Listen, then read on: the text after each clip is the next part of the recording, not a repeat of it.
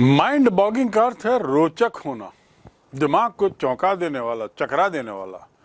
Imagine, now author says imagine India pushing northward.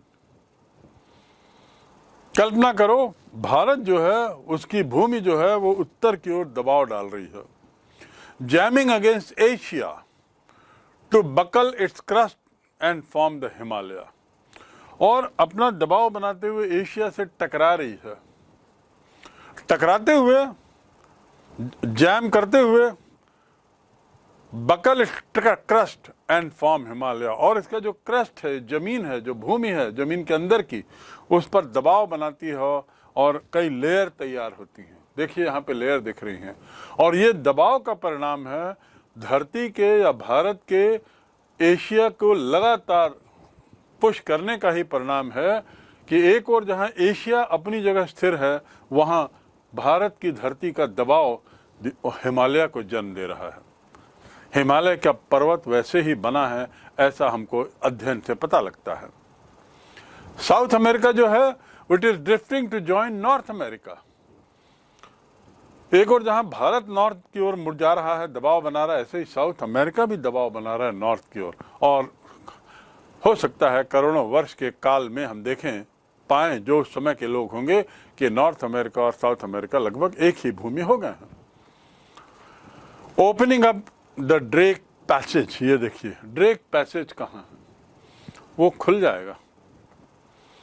To create a cold circumpolar current. Circumpolar current, अभी क्या होता है, जो Drake passage है वो थोड़ा बंद है, वो हमको वो जो वाटर करंट होता है, आपको मालूम होगा कि जो समुद्र है, ओशंस हैं, उसके अंदर करंट, वाटर करंट बहता है, hot water current and cold water current.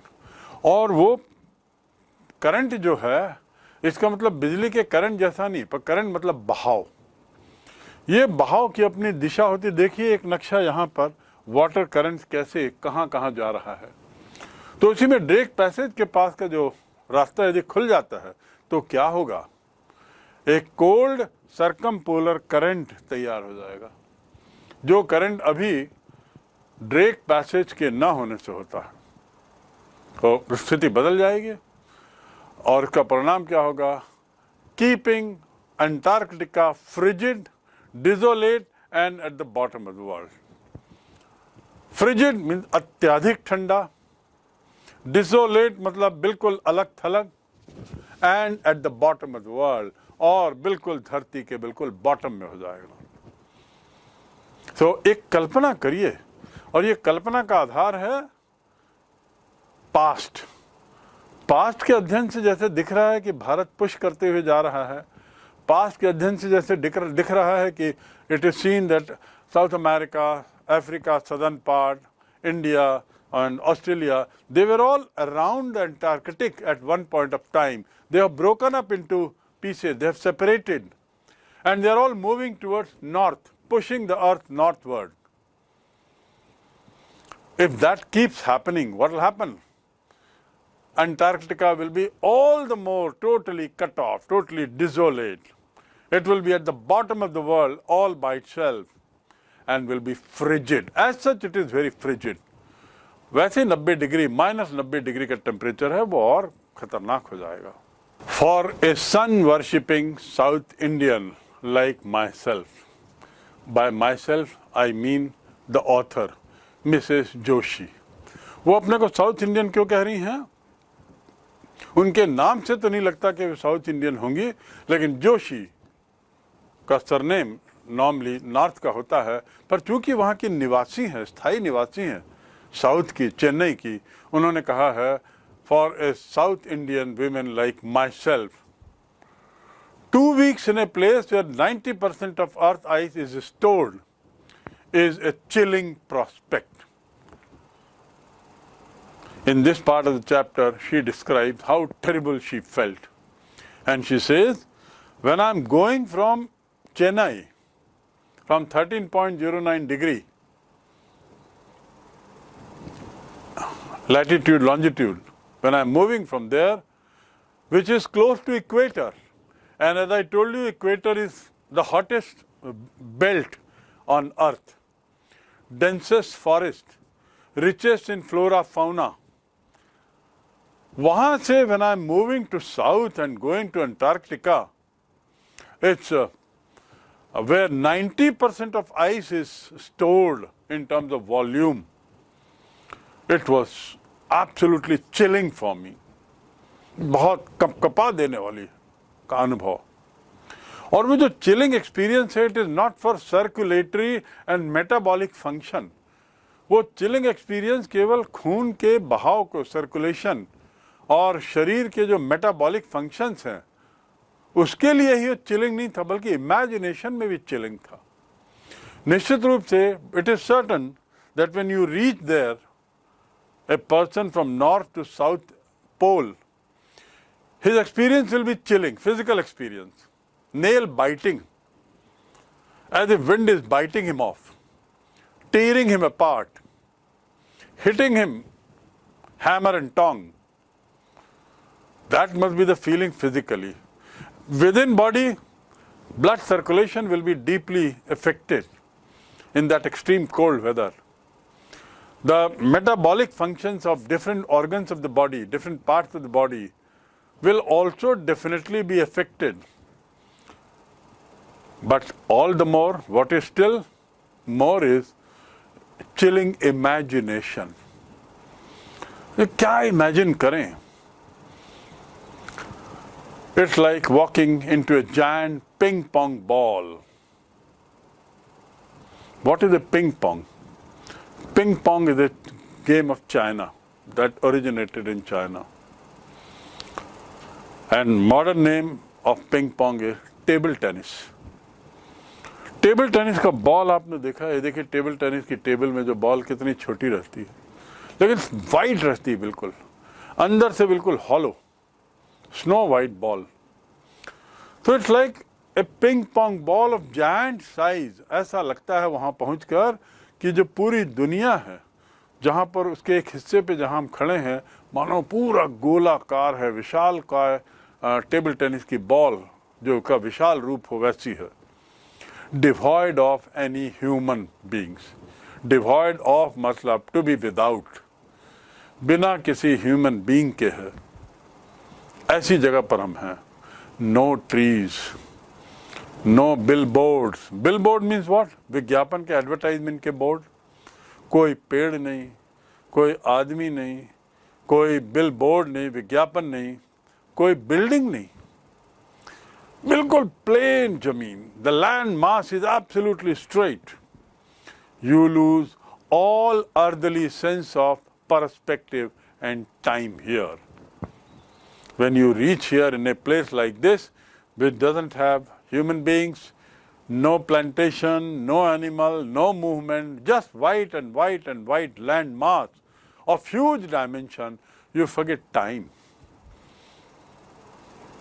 What is time there? It means nothing whether it is 2 o'clock night or 2 o'clock daytime, it means nothing. So you lose your perspective. वो सोच आप खो देते हो,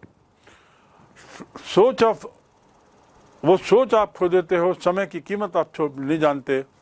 You forget that sense. You don't have that sense of time out there. The visual scale ranges from microscopic to minority to mighty. Microscopic, छोटे से जो दिख रहा है, छोटे से लेके माइटी, विशाल काय दृश्य दिखता है. Midges and mites to blue whale and iceberg. हम बहुत छोटी छोटी चीजें देखते हैं जब अब सामान्य धरती पर हैं. अब वहाँ पर सब कुछ विशाल काय स्तर पर ही है. तो हमारा जो सोचने का पर्सपेक्टिव हो जाता है, नजरिया, पर्सपेक्टिव माने नजरिया, वो विशाल हो जाता है, विशालतम. छोटी चीज वहां कुछ है ही नहीं. ऐसे ही माइट्स, चींटियां, छोटी छोटी, इन सब को भूल जाओ और केवल वहां आपको विशाल काय व्हेल दिखेंगी, विशाल काय आइसबर्ग दिखेंगे. आइसबर्ग मतलब बहते हुए बर्फ के बड़े बड़े टुकड़े, एक एक पहाड़ जितने बड़े टुकड़े जो अंटार्कटिका ओशन में धीरे धीरे धीरे धीरे बह रहे हैं और अपनी जगह बदल रहे हैं कई वर्षों के काल में. तो वहां छोटी बात तो है ही नहीं. Nothing is microscopic there, nothing is midget there, nothing is like mite, small tiny insect. No, everything is on a giant scale. The largest recorded was the size of a Belgium. Similarly, इतना बड़ा iceberg मिला है वहां पे, जो एक Belgium, देखिए Belgium देश कहाँ है, यूरोप में, और यदि हम उसको अलग से दिखाएं तो कैसा दिखता है. इतना बड़ा बड़ा आइस का टुकड़ा वहां बहता हुआ, फ्लोट करता हुआ धीरे धीरे चलता है. कल्पना करिए what the author Mrs. Joshi must have felt. Days go on and on. दिन चलते ही रहता, रात होती ही नहीं. For 6 months at a stretch, it is day and day and day only. For all 24 hours during austral summer. Days go on and on and on in surreal 24-hour austral summer night, and a ubiquitous silence interrupted only by the occasional avalanche or calving ice sheets. लगातार वहां पे बस दिन ही बना हुआ है. Ubiquitous मतलब present all over, everywhere. God is ubiquitous, present everywhere, omnipresent. Ubiquitous silence, सब जगह शांति है. Everything is pin drop silence. But कभी कभी interrupted by occasional avalanche. Avalanche मतलब क्या? बर्फीला तूफान, जिसमें बर्फ के पहाड़ भी बहते हुए आते हैं. बर्फ भी नदी जैसे कई बार बहते हुए आती है. बहुत तेज तूफान आता है, उसे कहते हैं avalanche. यूबिक्विटस साइलेंस वहां है, चारों तरफ घोर शांति, इंटरप्टेड बाय, लेकिन बीच बीच में कभी कभी किसका शोर आता है? एवेलांच का, काविंग आइस शीट का, बहते हुए बर्फ की चादर. कॉन्सिक्रेट द प्लेस, और टू कॉन्सिक्रेट मतलब उसको ढक देता है. वैसे कॉन्सिक्रेशन करना मतलब होता है पवित्र करना. टू कॉन्सिक्रेट मतलब पवित्र करना, यहाँ पर समझ लीजिए पूरा ढक देता है. अवेलांच जो है अपने साथ विशाल नदी को बहाता है जो बर्फ हो गई है. अवेलांच यानी तीव्र तूफान से विशाल पहाड़ जो हैं, आइसबर्ग, वो टूट के बहने लगते हैं. और फिर जब अवेलांच खत्म होगा तो क्या दृश्य दिखेगा? पूरी बर्फ की चादर. All over there will be snow carpet. Now it's an immersion that will force you to place yourself in the context of Earth geological history. Immersion मतलब डूबना. आपको उसमें डूबना पड़ेगा ताकि आप अपने को उस जगह पे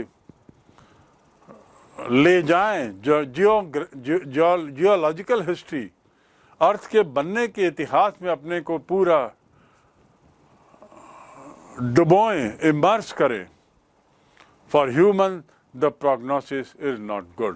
और जब आप अपने को पूरा उसमें डुबाएंगे, रमेंगे, डुबाना मतलब पूरा तरह रमना, तब आप पाएंगे. prognosis मतलब भविष्यवाणी. And for humans, the prognosis is not good. और तब आप पाएंगे कि शायद इस जीवन की भविष्य, इस जीवन का भविष्य अच्छा नहीं है. It will not be good. Prognosis means भविष्यवाणी, आगे की बात बताने की क्षमता. तो ऑथर यहाँ पे वार्न कर रही है, कुछ हिंट दे रही है कि यदि हम जियोलॉजिकल हिस्ट्री का गहन अध्ययन करें यहाँ का, और जो विशाल का दृश्य सब दिख रहा है, तो हम समझ जाएंगे कि शायद मनुष्य का भविष्य अच्छा नहीं है. It's not good. Having known the features of Antarctica, and also the fact that as a researcher Mrs. Joshi sails toward that on a ship and travels about 100 hours of journey through different means of communication, and also the fact that how the earth part got broken up, split up into different continents, and how India is pushing, Bharat is pushing northward along with other continents. Now we come to the next part. If you remember, I discussed that 650 million years ago, that means that is the time when probably Earth must have begun to sort of take some shape. And we also learned that there was extinction of flora, fauna. No human civilization existed there and exists there. And just about 1,000 researchers might be staying there maximum for purpose of studying the past of the Antarctica, linking it to the present, and then trying to foresee the area of tomorrow, that is the future. Human civilizations, now she writes, human civilizations have been around for a paltry 12,000 years. Please note, it says civilizations, that means in plural. बहुवचन में वो कह रहे हैं, अर्थात बहुत सी सभ्यताएं जन्म ली, बहुत सी सभ्यताएं अस्तित्व में आई जो हम पढ़ते हैं. भारतीय सभ्यता, अरबियन सभ्यता, British European culture, African culture and so on so forth, Aryan culture. तो बहुत सारी सिविलाइजेशंस आई मात्र 12,000 वर्षों के अंदर. ये गत 12,000 वर्षों में ही हम सभ्यताओं की व्युत्पत्ति, सभ्यताओं का जन्म और आगमन देखते हैं.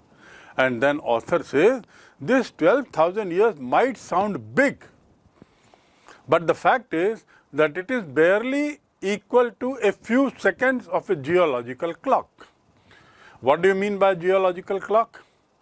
If we count it from 650 million years and maybe more earlier, still earlier, then these 12,000 years out of this 650 million years is something equivalent to just about few seconds. So barely, मतलब बमुश्किल ये few seconds के बराबर है. और for a paltry 12,000 years, paltry means मात्र 12,000 वर्ष. In that short amount of time, we have managed to create quite a ruckus.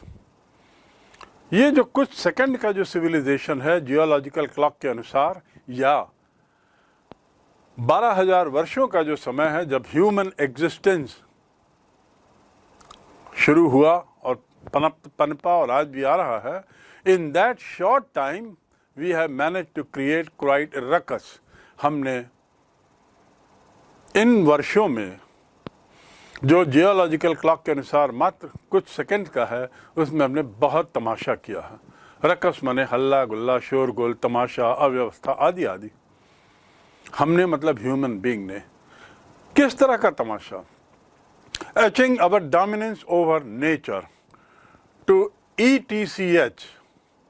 To etch means अपना स्थान बनाना. हमने किस रूप में अपना स्थान बना लिया है? मानव सभ्यता ने प्रकृति के ऊपर अपना डोमिनेंस बनाने का, प्रकृति के ऊपर अपना दबाव, अपना प्रभुत्व बनाने का.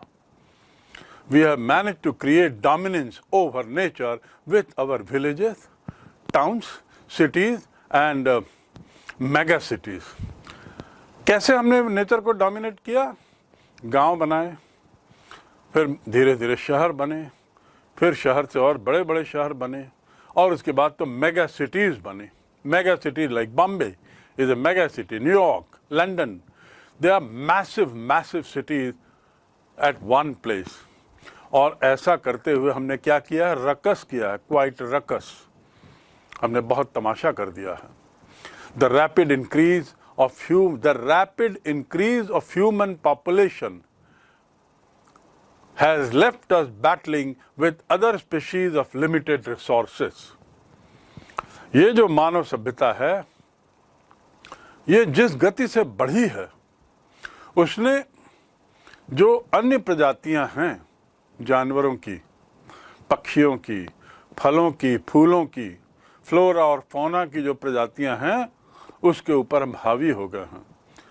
और पृथ्वी में जो रिसोर्सेस हैं, चाहे खाने पीने के, चाहे रहने के, चाहे इकोसिस्टम के, इन रिसोर्सेस पर कब्जा करने की दौड़ चली जिसमें मानव सभ्यता ने बाकी सबको दबा दिया।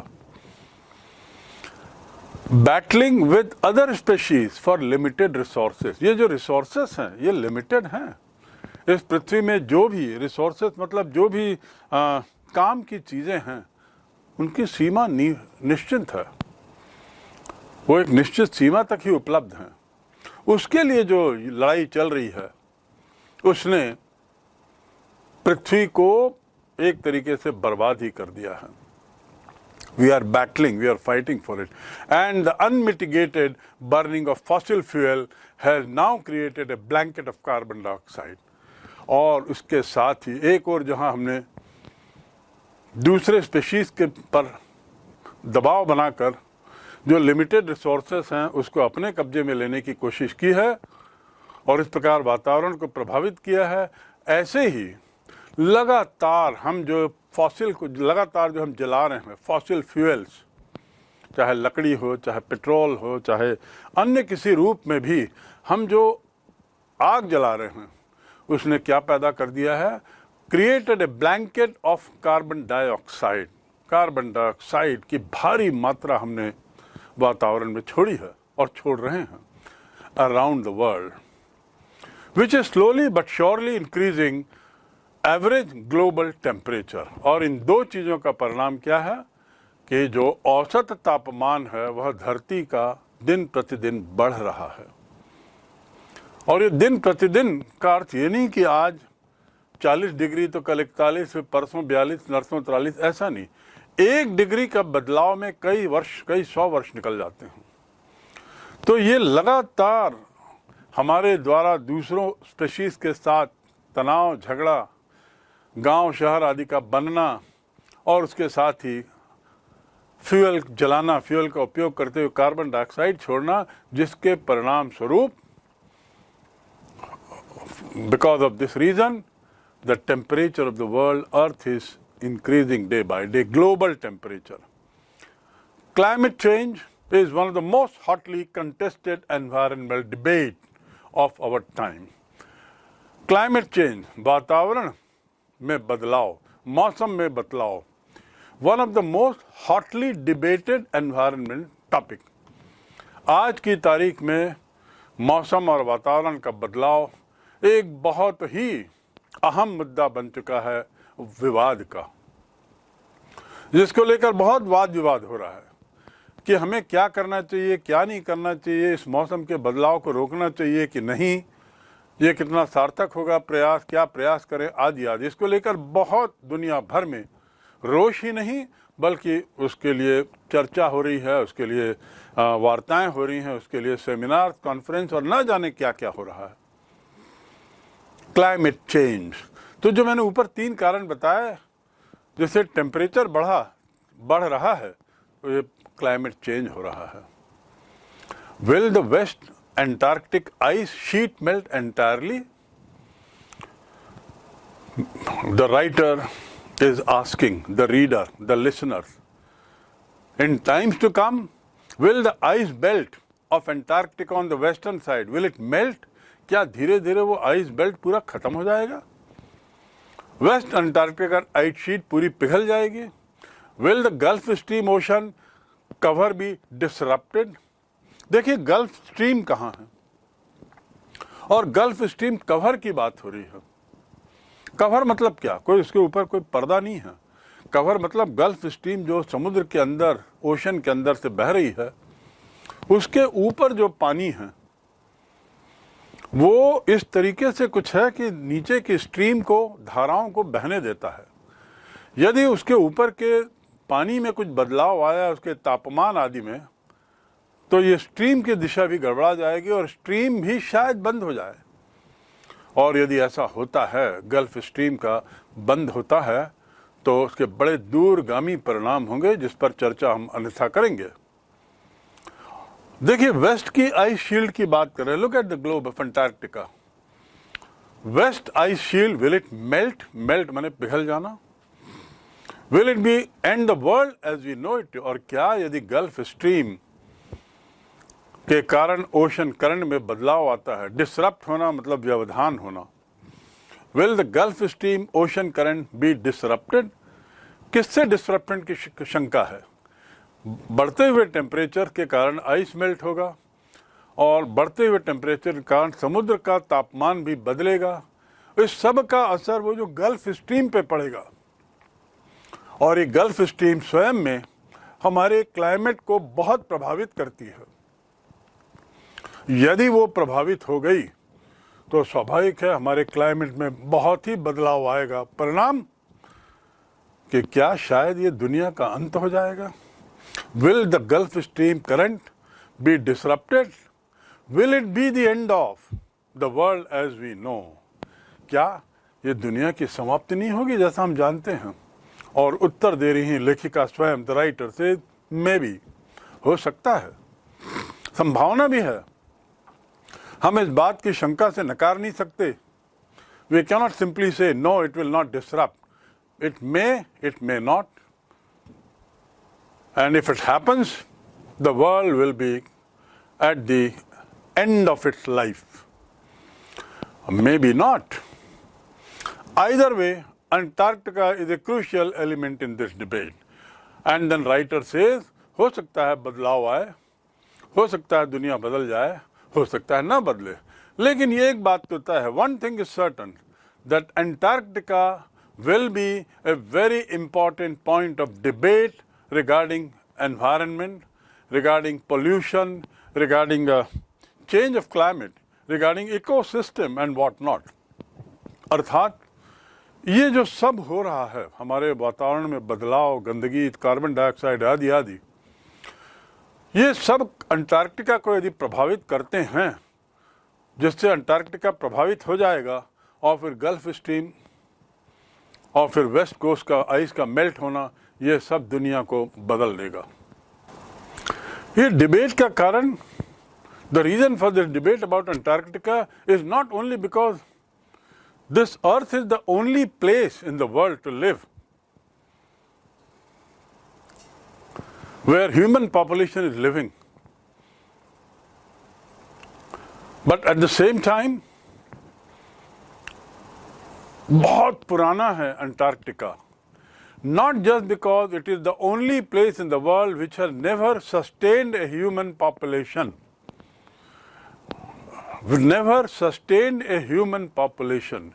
यही एकमात्र ऐसी जगह है, it is the only place in the world which has never sustained, जिसने कभी भी किसी ह्यूमन पॉपुलेशन को स्थान नहीं दिया है, और इसलिए it remains relatively pristine in respect. Pristine मतलब ओल्डेस्ट। प्रेस्टाइन शब्द का संबंध काल से है, सबसे पुराना काल, oldest. But more importantly debate का कारण ये केवल इसलिए नहीं कि ये शायद अंटार्कटिका को प्रभावित करे जहाँ पर कभी कोई ह्यूमन लाइफ नहीं रही, बल्कि इसलिए भी because it holds in its ice core 500,000 year old carbon records. वो इसलिए भी भय है, शंका है कि शायद अर्थ को दुष्प्रभावित करेगा आने वाला समय और ज़्यादा, और उसका भय इसलिए भी है क्योंकि जो अंटार्कटिका है उसके आइस कोर में, जो आइस का कोर है जहाँ पर आपने साउथ पोल लिखा देख रहे हैं, इस साउथ पोल के जो आइस कोर है, जो केंद्र है बर्फ का, वहाँ पर 500,000 ईयर ओल्ड कार्बन रिकॉर्ड है, ट्रैप्ड इनसाइड। कार्बन का वहाँ पे पूरा खजाना है। कितना? 500,000 year old carbon trapped inside.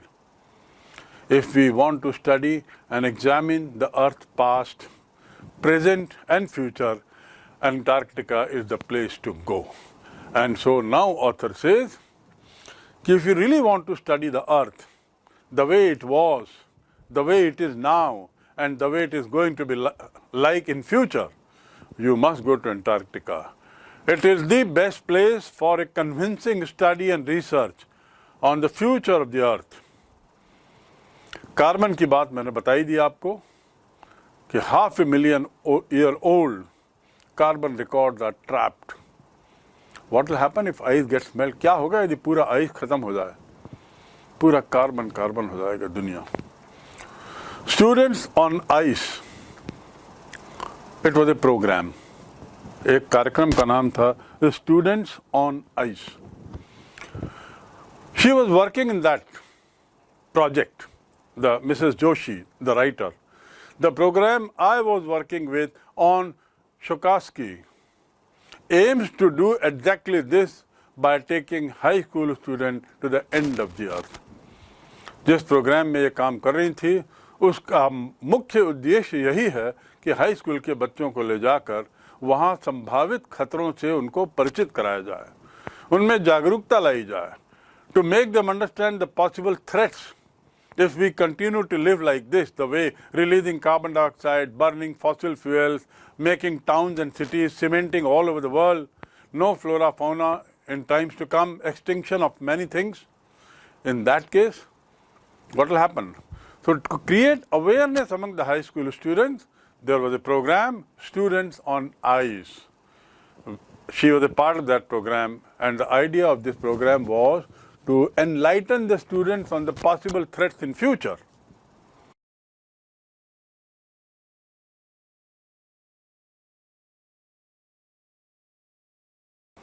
Human civilizations, now she writes, human civilizations have been around for a paltry 12,000 years. Please note, it says civilizations, that means in plural. बहुवचन में वो कह रहे हूँ, अर्थात बहुत सी सभ्यताएं जन्म ली, बहुत सी सभ्यताएं अस्तित्व में आई जो हम पढ़ते हैं. भारतीय सभ्यता, अरबियन सभ्यता, British European culture, African culture and so on so forth, Aryan culture. तो बहुत सारी सिविलाइजेशंस आई मात्र 12,000 वर्षों के अंदर. ये गत 12,000 वर्षों में ही हम सभ्यताओं की व्युत्पत्ति, सभ्यताओं का जन्म और आगमन देखते हैं. And then author says, this 12,000 years might sound big, but the fact is that it is barely equal to a few seconds of a geological clock. What do you mean by geological clock? If we count it from 650 million years and maybe more earlier, still earlier, then these 12,000 years out of this 650 million years is something equivalent to just about few seconds. So barely, मतलब बमुश्किल ये few seconds के बराबर है. और for a paltry 12,000 years, paltry means मात्र 12,000 वर्ष. In that short amount of time, we have managed to create quite a ruckus. ये जो कुछ सेकंड का जो सिविलाइजेशन है जियोलॉजिकल क्लॉक के अनुसार, या 12,000 वर्षों का जो समय है जब ह्यूमन एग्जिस्टेंस शुरू हुआ और पनपा और आज भी आ रहा है, in that short time we have manage to create quite a ruckus. हमने इन वर्षों में जो जियोलॉजिकल क्लॉक के अनुसार मात्र कुछ सेकंड का है, उसमें हमने बहुत तमाशा किया है. रकस माने हल्ला गुल्ला, शोरगुल, तमाशा, अव्यवस्था आदि आदि. हमने मतलब ह्यूमन बीइंग ने किस तरह का तमाशा? Etching our dominance over nature. To ETCH, to etch means अपना स्थान बनाना. हमने किस रूप में अपना स्थान बना लिया है? मानव सभ्यता ने प्रकृति के ऊपर अपना डोमिनेंस बनाने का, प्रकृति के ऊपर अपना दबाव, अपना प्रभुत्व बनाने का. We have manage to create dominance over nature with our villages, towns, cities and mega cities. कैसे हमने नेचर को डोमिनेट किया? गांव बनाए, फिर धीरे धीरे शहर बने, फिर शहर से और बड़े बड़े शहर बने, और उसके बाद तो मेगा सिटीज़ बने. Mega cities like Bombay is a mega city, New York, London. They are massive cities at one place. और ऐसा करते हुए हमने क्या किया है, रकस किया है, क्वाइट रकस, हमने बहुत तमाशा कर दिया है। The rapid increase of human population has left us battling with other species of limited resources। ये जो मानव सभ्यता है, ये जिस गति से बढ़ी है, उसने जो अन्य प्रजातियां हैं, जानवरों की, पक्षियों की, फलों की, फूलों की, फ्लोरा और फौना की जो प्रजातियां हैं, उसके ऊपर हम हावी हो गए हैं। और पृथ्वी में जो रिसोर्सेस हैं, चाहे खाने पीने के, चाहे रहने के, चाहे इकोसिस्टम के, इन रिसोर्सेस पर कब्जा करने की दौड़ चली, जिसमें मानव सभ्यता ने बाकी सबको दबा दिया। Battling with other species for limited resources. ये जो रिसोर्सेस हैं, ये लिमिटेड हैं। इस पृथ्वी में जो भी रिसोर्सेस, मतलब जो भी काम की चीजें हैं, उनकी सीमा निश्चित है, वो एक निश्चित सीमा तक ही उपलब्ध हैं। उसके लिए जो लड़ाई चल रही है, उसने पृथ्वी को एक तरीके से बर्बाद ही कर दिया है। We are battling, we are fighting for it, and the unmitigated burning of fossil fuel has now created a blanket of carbon dioxide. और उसके साथ ही एक और जहां हमने दूसरे स्पीशीज के पर दबाव बनाकर जो लिमिटेड रिसोर्सेस हैं, उसको अपने कब्जे में लेने की कोशिश की है और इस प्रकार वातावरण को प्रभावित किया है। ऐसे ही लगातार हम जो फॉसिल को लगातार जो हम जला रहे हैं, फॉसिल फ्यूल्स, चाहे लकड़ी हो, चाहे पेट्रोल हो, चाहे अन्य किसी रूप में भी हम जो आग जला रहे हैं, उसने क्या पैदा कर दिया है, created a blanket of carbon dioxide. Carbon dioxide की भारी मात्रा हमने वातावरण में छोड़ी है और छोड़ रहे हैं around the world, which is slowly but surely increasing average global temperature. और इन दो चीज़ों का परिणाम क्या है कि जो औसत तापमान है, वह धरती का दिन प्रतिदिन बढ़ रहा है। और ये दिन प्रतिदिन का अर्थ ये नहीं कि आज 40 डिग्री तो कल 41, फिर परसों 42, नरसों 43, ऐसा नहीं। 1 डिग्री का बदलाव में कई वर्ष, कई 100 वर्ष निकल जाते हैं।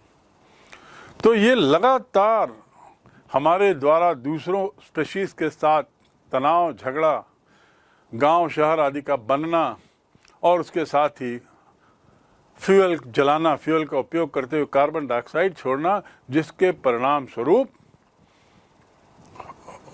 Because of this reason the temperature of the world earth is increasing day by day, global temperature. Climate change is one of the most hotly contested environmental debate of our time.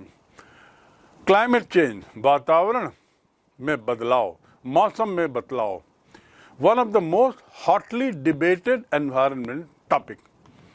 आज की तारीख में मौसम और वातावरण का बदलाव एक बहुत ही अहम मुद्दा बन चुका है, विवाद का, जिसको लेकर बहुत वाद विवाद हो रहा है कि हमें क्या करना चाहिए, क्या नहीं करना चाहिए, इस मौसम के बदलाव को रोकना चाहिए कि नहीं, ये कितना सार्थक होगा प्रयास, क्या प्रयास करें, आदि आदि। इसको लेकर बहुत दुनिया भर में रोष ही नहीं, बल्कि उसके लिए चर्चा हो रही है, उसके लिए वार्ताएं हो रही हैं, उसके लिए सेमिनार, कॉन्फ्रेंस और न जाने क्या क्या हो रहा है। क्लाइमेट चेंज, तो जो मैंने ऊपर 3 कारण बताए जिससे टेम्परेचर बढ़ रहा है, तो ये क्लाइमेट चेंज हो रहा है। Will the West Antarctic ice sheet melt entirely? The writer is asking the reader, the listeners, in times to come, will the ice belt of Antarctica on the western side, will it melt? क्या धीरे धीरे वो ice belt पूरा खत्म हो जाएगा? Waste Antarctica ice sheet पूरी पिघल जाएगी? Will the Gulf Stream ocean cover be disrupted? देखिए गल्फ स्ट्रीम कहाँ है और गल्फ स्ट्रीम कवर की बात हो रही है। कवर मतलब क्या? कोई उसके ऊपर कोई पर्दा नहीं है। कवर मतलब गल्फ स्ट्रीम जो समुद्र के अंदर, ओशन के अंदर से बह रही है, उसके ऊपर जो पानी है वो इस तरीके से कुछ है कि नीचे की स्ट्रीम को, धाराओं को बहने देता है। यदि उसके ऊपर के पानी में कुछ बदलाव आया, उसके तापमान आदि में, तो ये स्ट्रीम की दिशा भी गड़बड़ा जाएगी और स्ट्रीम भी शायद बंद हो जाए। और यदि ऐसा होता है, गल्फ स्ट्रीम का बंद होता है, तो उसके बड़े दूरगामी परिणाम होंगे, जिस पर चर्चा हम अन्यथा करेंगे। देखिए, वेस्ट की आइस शील्ड की बात करें, look at the globe of Antarctica. West ice shield, will it melt? Melt माने पिघल जाना। Will it be and the world as we know it? और क्या यदि गल्फ स्ट्रीम के कारण ओशन करंट में बदलाव आता है, डिसरप्ट होना मतलब व्यवधान होना, will the Gulf Stream ocean current be disrupted? किससे डिसरप्टेड की शंका है? बढ़ते हुए टेम्परेचर के कारण आइस मेल्ट होगा और बढ़ते हुए टेम्परेचर के कारण समुद्र का तापमान भी बदलेगा। इस सब का असर वो जो गल्फ स्ट्रीम पे पड़ेगा, और ये गल्फ स्ट्रीम स्वयं में हमारे क्लाइमेट को बहुत प्रभावित करती है। यदि वो प्रभावित हो गई तो स्वाभाविक है हमारे क्लाइमेट में बहुत ही बदलाव आएगा। परिणाम कि क्या शायद ये दुनिया का अंत हो जाएगा? Will the Gulf Stream current be disrupted? Will it be the end of the world as we know? क्या ये दुनिया की समाप्ति नहीं होगी जैसा हम जानते हैं? और उत्तर दे रही हैं लेखिका स्वयं, द राइटर से, मे भी, हो सकता है, संभावना भी है। हम इस बात की शंका से नकार नहीं सकते। We cannot simply say no, it will not disrupt. It may not. And if it happens, the world will be at the end of its life. Maybe not.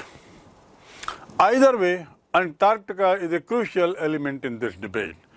And then writer says, हो सकता है बदलाव आए, हो सकता है दुनिया बदल जाए, हो सकता है ना बदले, लेकिन ये एक बात तो तय है, one thing is certain, that Antarctica will be a very important point of debate regarding environment, regarding pollution, regarding change of climate, regarding ecosystem and what not.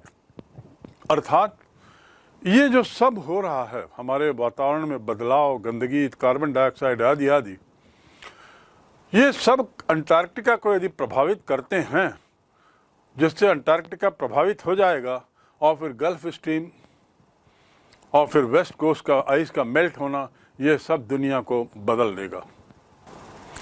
ये डिबेट का कारण, the reason for this debate about Antarctica is not only because this earth is the only place in the world to live where human population is living, but at the same time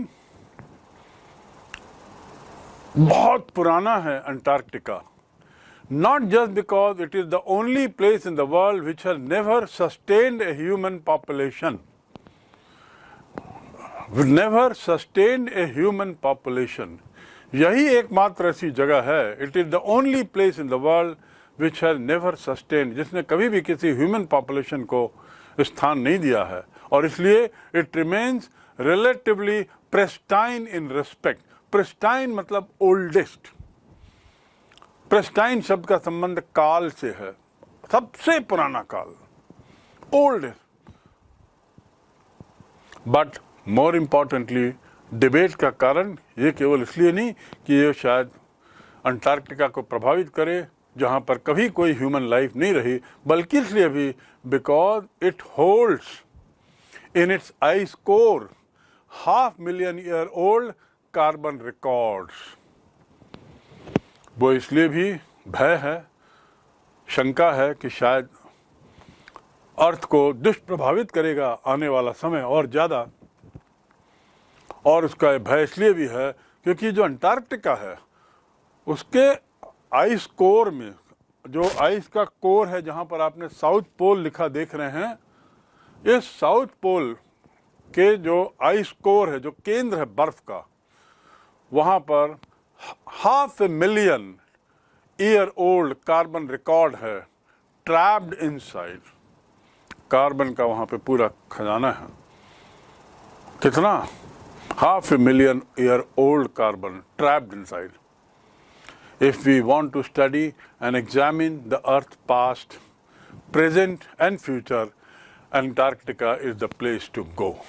And so now author says, if you really want to study the Earth, the way it was, the way it is now, and the way it is going to be like in future, you must go to Antarctica.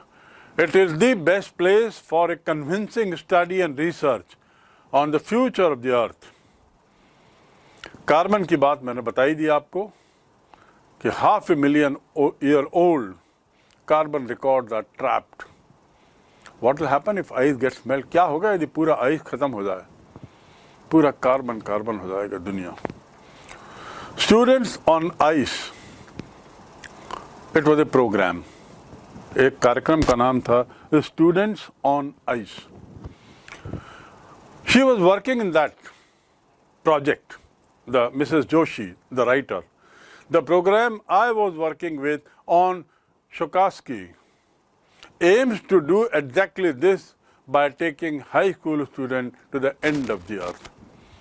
जिस programme में ये काम कर रही थी उसका मुख्य उद्देश्य यही है कि हाई स्कूल के बच्चों को ले जाकर वहाँ संभावित खतरों से उनको परिचित कराया जाए, उनमें जागरूकता लाई जाए, to make them understand the possible threats if we continue to live like this, the way releasing carbon dioxide, burning fossil fuels, making towns and cities, cementing all over the world, no flora, fauna in times to come, extinction of many things.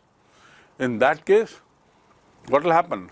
So to create awareness among the high school students, there was a program, Students on Ice.